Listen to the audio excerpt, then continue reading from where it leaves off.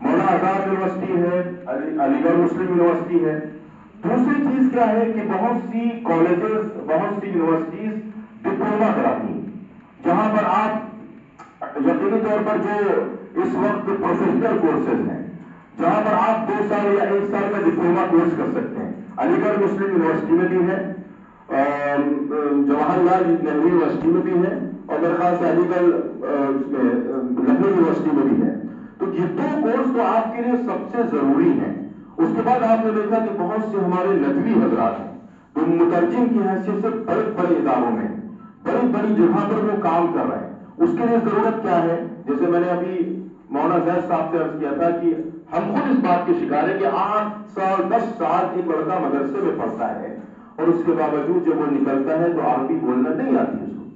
لیکن یہی آپ دیکھیں گے انگلش میڈیم میں کوئی بچہ پڑھتا ہے، وہ تعلیمی اعتبار سے نہایت کمزور ہوگا، لیکن اس کے باوجود بھی وہ انگلش میں اچھی گفتگو کرے گا اور انگلش میں اچھے طریقے سے بات کرے گا. سب سے بڑا خلا یہ ہے.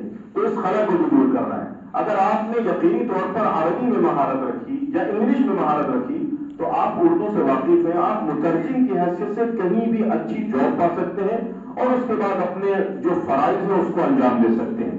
تیسری چیز ہمیں اس بات کو خیال رکھنی کہ آج بھی جیسے سمر کلاسز ہوتے ہیں اور بہت سے کالجز میں اسلامک اسٹڈیز کا شعبہ ہوتا ہے، جہاں پر ضرورت ہوتی ہے کہ اسلامک اسٹڈیز میں کوئی ماہر ٹیچر وہاں پر آ کر لوگوں کو مخاطب کر سکے، پڑھا سکے. اس کے لیے سب سے بڑا مسئلہ ہوتا ہے انگلش. انگریزی سے ہم ناواقف ہوتے ہیں. اب جب انگریزی سے ناواقف ہوں گے اور کمپیوٹر ہمیں آتا نہیں، انگلش سے ناواقف ہیں، کمپیوٹر ہمیں آتا نہیں ہے، تو ہم دنیا کے اعتبار سے کسی بھی شعبے میں کام نہیں کر سکتے. یہاں تک کہ دین کا کام نہیں کر سکتے. آپ اس وقت کی جو زبان ہے انگریزی زبان کسی خاص علاقے کی نہیں بلکہ انٹرنیشنل لینگویج ہے. دین کے تعلق سے بھی اگر آپ کو کام کرنا ہے تو انگریزی سے واقف ہونا آپ کے لیے فرض عین ہے. یہ مذہبی نقطۂ نظر سے میں بات کر رہا ہوں. اس کے بعد آپ اگر کمپیوٹر میں ہے ڈپلوما ان کمپیوٹر کر سکتے ہیں. بہت سے کورسز ہیں، یہ مولانا قمر الزمان ندوی صاحب آپ کو وقتاً فوقتاً بتائیں. اس لیے مایوسی قطعی طور پر ہمیں مبتلا نہیں ہونا ہے. بہت سے کورسز ہیں جو مدرسے سے فارغین کے لیے بہت مواد فراہم کرتے ہیں اور بہت مواقع فراہم کرتے ہیں.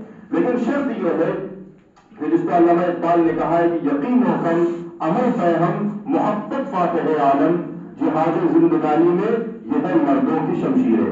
اگر یقین ہے، عمل ہے اور صلاحیت آپ کے اندر ہے، دوران طالب علمی آپ نے محنت کی ہے اپنی تعلیم میں، تو انشاءاللہ جب آپ فارغ ہوں گے تو اس کے بہتر نتائج آپ کے سامنے ہوں گے. اور ایک مسلمان کی حیثیت سے، ایک عالم دین کی حیثیت سے ہم سب کا ایمان اور یقین ہے کہ روزی کا مسئلہ اللہ نے اپنے ذمہ لیا ہے. اللہ قرآن میں کہتا ہے لا نسألک رزقا نحن نرزقک، ہم تم سے روزی کا سوال نہیں کرتے، روزی ہم دیتے ہیں.